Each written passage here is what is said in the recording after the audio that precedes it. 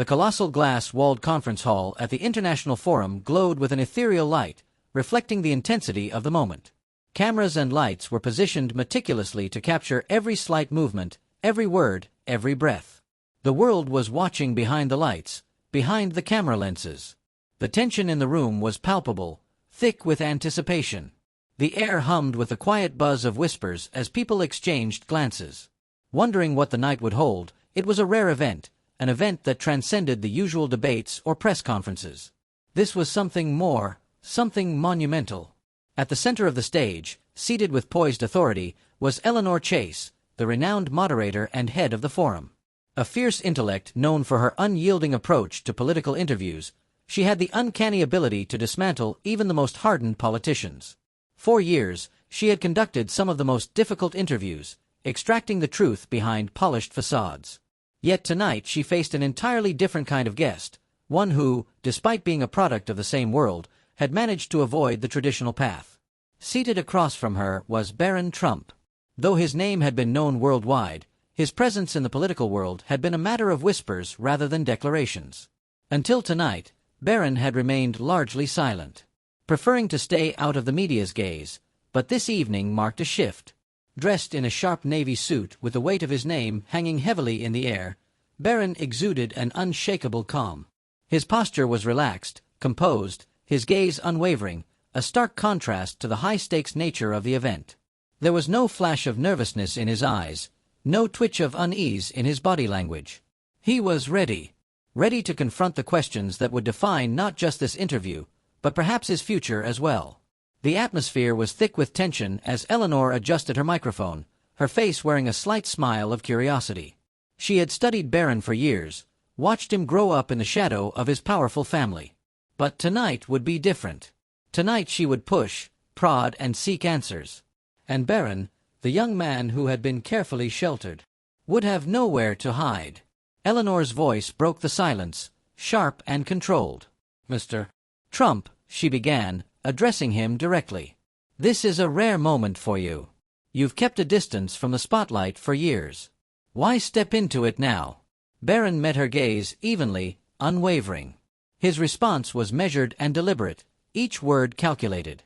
"Everything has its time, Eleanor," he replied smoothly. "And this is the time." The room shifted. Eleanor, seasoned and sharp, wasn't easily rattled. But this was different. This was a moment that would be watched by millions. She let the silence stretch, observing him carefully. His voice wasn't aggressive or defensive, but rather calm, deliberate, as though he had been waiting for this exact moment. The audience, hanging on every word, could feel the tension. It wasn't the typical back and forth of an interview. It was a subtle exchange of power. And Barron Trump, despite his young age, was already holding his ground. "People know your name. They recognize the power it carries," Eleanor continued, leaning forward. "But beyond the name, who are you?" Her words were sharp, calculated. She was digging deeper now, searching for the man behind the name. Barron's expression remained unreadable. The silence that followed her question seemed to intensify the weight of her words. It was as if every person in the room was waiting for Barron to crack, to reveal a glimpse of the man beneath the public image. Barron paused for a beat. He wasn't a man of many words, but when he did speak, each word carried weight. Then, in his calm, unshaken voice, he answered, "I'm someone who chooses his path, not because of my name, but because of the steps I take." A murmur ran through the crowd. It was a response not driven by defensiveness, but by a subtle power. Barron wasn't trying to protect a legacy. He was asserting control. Eleanor could feel it. She wasn't just conducting an interview. She was stepping into a game Barron had already mastered. Eleanor's next question came quickly, as if she had expected this answer. "Many would argue, though, that your legacy has shaped your every step. After all, you didn't start from scratch. You inherited power, influence, and wealth. How do you reconcile that with the idea of truly defining yourself?" She threw the question out with surgical precision, knowing full well that it was a loaded one. Barron could either admit to the privileges of his birth, or he could challenge the very foundation of his critics' arguments. Barron didn't flinch. Instead, he smiled faintly, as though he had anticipated her line of questioning. A name can open doors, but it's up to the person to walk through them. I've had opportunities, yes, but it's my actions that will define my path, not where I started. The response was clear, deliberate. It was not a defense. It was a declaration. Barron was not looking to distance himself from his family, but rather to frame himself in a way that allowed him to transcend it. Eleanor's brow furrowed, a small nod of recognition passing across her face. She wasn't dealing with an ordinary subject here. This young man, though young in years, had already learned how to navigate the complexities of legacy and public perception. I see, but you know as well as I do that there's an undeniable weight in that name, Eleanor said, leaning in. How does it affect you? Do you think you'll ever escape it, or will it always define you? Barron's voice was calm and steady as he replied. I don't need to escape anything. It's not about running from something. It's about standing in the light I create for myself. A ripple of applause spread through the audience. Eleanor paused, absorbing the weight of his words. She had expected a battle. What she got was a man who had already defined his terms, a man who had found a way to speak directly to the heart of her questions. Eleanor didn't waste time. She dove into the next critical question. Let's talk about your place in the media. Despite being in the public eye for most of your life, you've kept a low profile. What made you choose now to speak out, to step forward into the spotlight? She tested him with a question about timing, knowing that Barron's decision to appear was not without calculation. The public had been wondering for years, why had Barron Trump, a figure whose name alone carried weight, remained largely silent, even as the world around him buzzed with headlines? Why had he chosen now to finally step into the limelight? Barron took a moment, his gaze unflinching. His eyes locked onto Eleanor's steady, almost as if he were evaluating the question itself before answering. There was no rush, no attempt to fill the silence. The air in the room seemed to slow. Every eye in the hall focused on his every movement. Then he answered with his usual calm. Silence isn't always the answer, Eleanor. Sometimes people need more than stories. They need to hear from the right people. I'm here to do just that. The room shifted again. Eleanor could feel the conversation slipping from her control. Barron was not merely answering questions. He was presenting his narrative, defining the terms of this conversation. Every question she asked seemed to roll off of him as if he had anticipated her approach, prepared for each turn. You've made your presence known now, but the question remains, are you planning to enter politics? After all, the pressure to follow your family's footsteps is immense. Can you truly avoid it? Eleanor leaned in, her voice soft but laced with authority. This was the question on everyone's mind.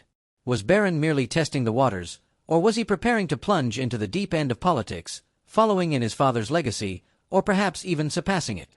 For the first time, Barron hesitated. It was almost imperceptible, a slight pause before he spoke, as if weighing the consequences of his words. The tension in the room became palpable. Eleanor noticed, and in that moment she realized she had pushed him to a vulnerable space. But just as quickly, Barron answered with a coolness that stunned the audience. I don't intend to follow in anyone's footsteps, but if the time comes and it's necessary, I won't shy away from it either. It's not about who you're related to. It's about the work you put in and the change you can create. The room was electric with anticipation. The tension thickened as Barron Trump, the young heir to one of the most influential political dynasties in modern history, answered the question in a way no one expected. He had deftly sidestepped the issue of legacy, instead emphasizing the importance of action over affiliation. The audience, uncertain at first, now seemed captivated by his calm assurance. Eleanor took a moment, absorbing the shift. She wasn't used to this. In her career, she had broken down political figures, exposing them for the world to see. But Barron Trump wasn't just a figurehead. He was different. He was navigating this conversation in ways she had not anticipated. The conversation took another turn as Eleanor pushed further. You've spent a lifetime watching the media, observing the power structures. Do you see yourself as the right person to disrupt them? Barron's expression didn't change. His voice remained steady, firm, but there was a glint of something, perhaps resolve in his eyes. People should decide that for themselves. I'm not here to tell anyone what they should think. I'm here to show them what's possible. Eleanor nodded, recognizing something in Barron's words. He wasn't interested in imposing his views or forcing others to follow him. He was offering a different path, a different kind of leadership. This wasn't just a young man stepping into the political arena. It was a potential game changer, a new kind of leadership that didn't rely on the traditional routes or structures, but instead one that would challenge the very notion of what politics could be. There was a pause as the crowd digested Barron's words. The conversation was no longer about political legacy. It was about something more. Eleanor could feel the shift in the air. She knew she was witnessing a change in the conversation, a change that Barron Trump was orchestrating on his own terms. He was no longer simply the subject of discussion. He was actively shaping it. As the interview neared its conclusion, Eleanor asked one final question that would likely define Barron's future. One last question, Barron. If America came to you and asked you to lead, would you say yes? Barron paused again. The question hung in the air. Eleanor watched closely, hoping for a sign, some flicker of emotion, a sign that Barron might reveal something deeper. But he didn't. Instead, his eyes remained steady, unwavering. The room was absolutely silent. It was as if everyone was waiting for this single moment, this single answer to reshape everything. Then Barron smiled. It wasn't a smirk nor a grin. It was something more subtle, a smile that conveyed assurance, but also a deep understanding of the gravity of the question. The real question isn't whether I would say yes, Barron replied, his voice smooth but deliberate. It's whether America is ready for a leader who thinks differently. The audience erupted. Gasps filled the room as murmurs of excitement spread like wildfire. Barron had turned the question back on Eleanor, and with it had subtly shifted the entire discussion. It wasn't about whether he would step into politics. It was about whether the political system was ready for a different kind of leadership. Eleanor, momentarily stunned, regained her composure. She had been bested, outwitted by Barron's response. But she couldn't help but recognize the brilliance of it. He hadn't confirmed anything. He hadn't denied anything. He had simply reshaped the question and turned it into something far more profound. The entire conversation had now shifted, and Barron had not only kept control, but had also set the stage for what would come next. The audience reacted again, a mixture of applause, chatter, and even whispers of admiration. Eleanor quickly adjusted her stance, trying to regain her footing in the conversation. "So you are considering it, then?" she asked, her tone measured. Her voice dropped slightly, as though trying to lead Barron into a commitment. Barron, however, gave the faintest of smiles. "Leadership isn't about the position you hold, it's about the kind of change you bring to it," he replied. His words rang with certainty, and yet they left enough room for speculation. He wasn't committing, but he wasn't denying either. He was carefully managing the narrative, giving the audience just enough to wonder, to debate, to ponder the implications. The interview was drawing to a close, but the impact was only beginning to sink in. Barron Trump had not only answered questions, he had redefined the entire conversation. He had transformed the interview from a simple political debate into a platform for his vision, his perspective, and his future. The cameras began to fade as the interview neared its final moments. But the impact of Barron's words had already settled into the atmosphere like a thick fog. The tension in the room had transformed into something almost tangible, a sense of recognition that had spread across the audience like wildfire. The people in the seats and the millions watching from their homes weren't simply seeing a man who was answering questions. They were witnessing the emergence of something bigger. A new narrative was beginning to take shape as the crowd began to settle down. The murmurs of the press started to fade as well.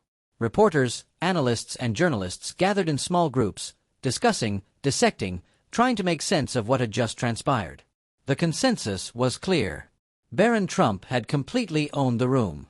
He had deflected every trap with ease and crafted a narrative that was uniquely his own. He wasn't just a figure in the background anymore. He had placed himself squarely in the spotlight, and the world was taking notice. Eleanor, though she had spent years navigating the political landscape, couldn't help but feel a sense of admiration creeping into her thoughts. She had entered the interview expecting to break down the young man sitting across from her. Instead, she found herself face to face with a strategist, someone who had long been observing, waiting for the perfect moment to make his move. And now, with just a few calculated answers, Barron Trump had shifted the conversation. He had redefined what it meant to be a public figure, to be part of a legacy, and even to consider leadership. In the hours that followed, the media erupted. Newspapers and TV stations scrambled to cover every angle of the interview, analyzing Barron's every word. Some hailed him as a visionary, a figure capable of reshaping the future of politics.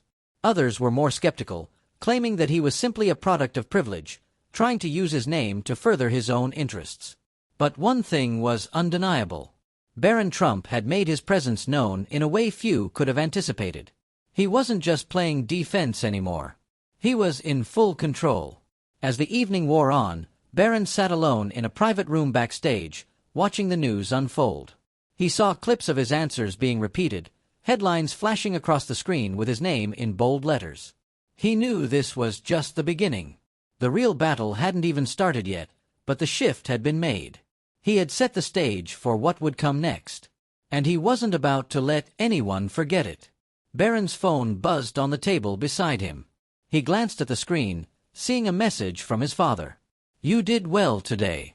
Stay focused. The world is watching."